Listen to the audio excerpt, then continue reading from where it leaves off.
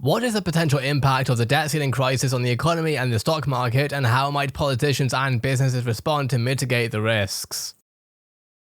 Are we just going to perfectly repeat the brief but horrible bear market of 2011? That's what I think when I see the industrials and the banks take a header today as Wall Street worries that the debt ceiling crisis could do some serious damage to the actual economy. That's how you get another not-so-hot day, where the Dow dipped 9 points, S&P shed 0.16%, and the Nasdaq fell 0.35%. Drib, drab, down. Like I've said before, 2011, the last real bad debt ceiling fight, gives you a good playbook for the current moment.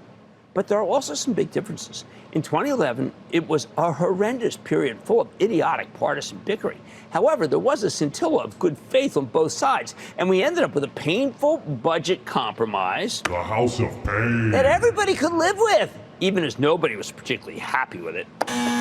This time, it feels like the Republicans will be fine triggering a default that might lead to recession, because that could crush Biden's chances of re-election next year. Meanwhile, the Democrats don't want to negotiate at all. They think they can successfully blame the GOP when your Social Security checks stop coming.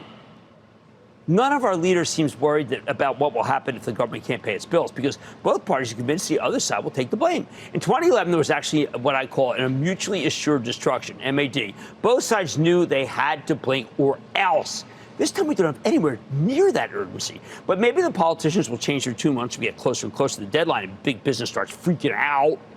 Now, in the end, I still think President Biden has to compromise because he wants to get reelected. No sitting president wants to be on the hook for messing up with Medicare or Social Security in an election year. That's why I think Treasury Secretary Janet Yellen may be trying to set up a gigantic credit line with America's most solvent banks to cover Social Security and national debt claims for a couple of weeks until they get this worked out. Jim Cramer believes that Wall Street is concerned that the ongoing debt ceiling crisis could have serious consequences for the economy. The bear market of 2011 is being used as a reference point, but there are differences this time round. In 2011, there was some good faith on both sides, which led to a painful budget compromise that everyone could live with. However, this time around, it feels like the Republicans would be okay with triggering a default that could lead to a recession, while the Dems don't want to negotiate. Neither party seems worried about the potential consequences of the government defaulting on its debt. Both parties are convinced that the other side will take the blame. There is no sense of urgency to come to a compromise, but that could change as the deadline gets closer and big businesses start to freak out. President Biden will likely have to compromise because he wants to get re-elected. No sitting president wants to be blamed for messing up Medicare or Social Security in an election year. Treasury Secretary Janet Yellen may be setting up a large credit line with America's most sovereign banks to cover Social Security and national debt claims for a few weeks until the issue is resolved.